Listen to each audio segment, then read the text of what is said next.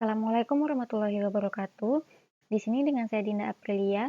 Nah, pada kesempatan kali ini kita akan membahas mengenai materi gas mulia. Adapun tujuan pembelajarannya yaitu yang pertama, siswa dapat menganalisis kelimpahan unsur-unsur gas mulia. Kemudian, siswa dapat menjelaskan kecenderungan sifat fisik unsur-unsur gas mulia dan siswa dapat menjelaskan sifat kimia unsur-unsur gas mulia. Nah, pada materi gas mulia ini ada beberapa hal yang akan kita bahas.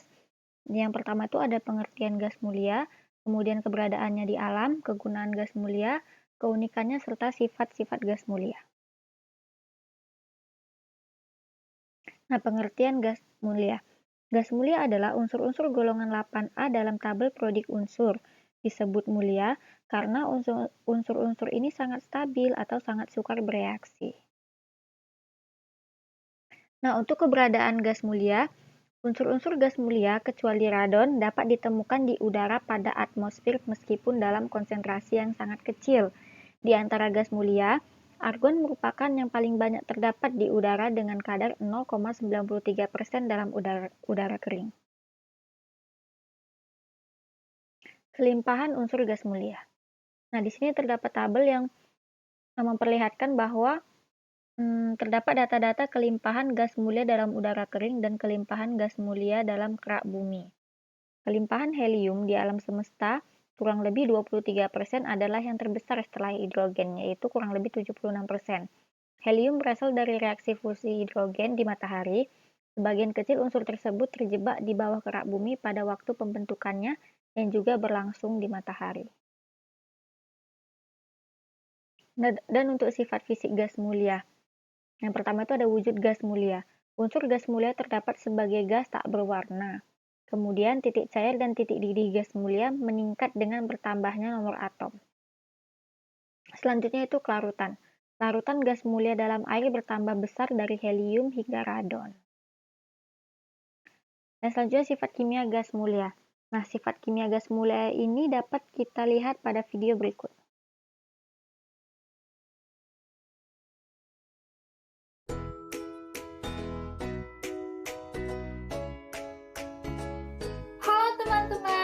Kalian pasti sudah tahu kalau unsur-unsur pada tabel periodik dikelompokkan menjadi beberapa golongan.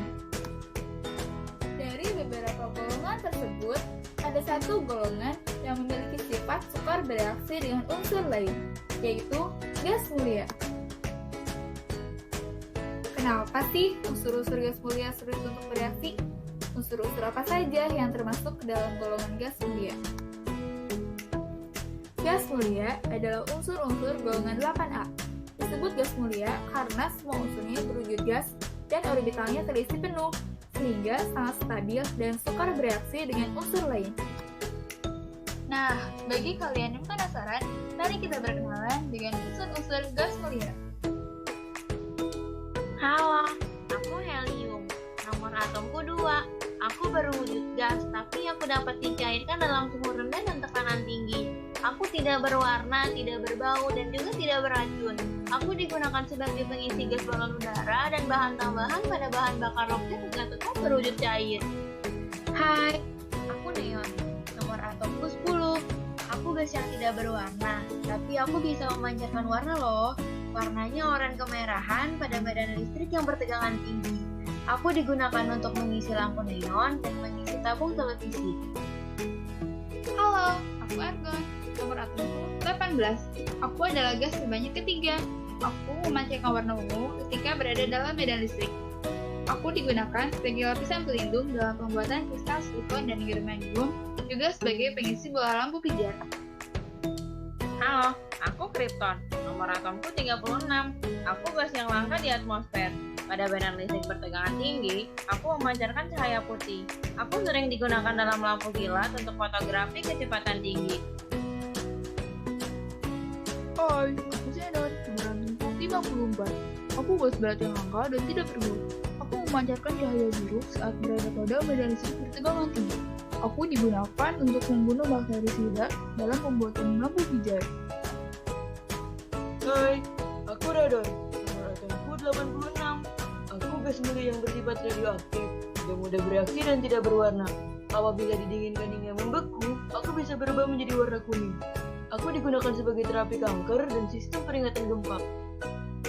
Nah, teman-teman, itulah penjelasan mengenai gas mulia serta unsur-unsurnya.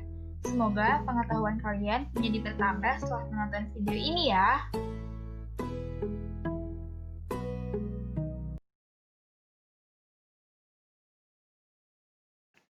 Selanjutnya, senyawa xenon dapat dibuat dengan kondisi tertentu. Yang pertama yaitu ada xenon fluorida, kemudian xenon tetrafluorida, dan xenon heksafluorida.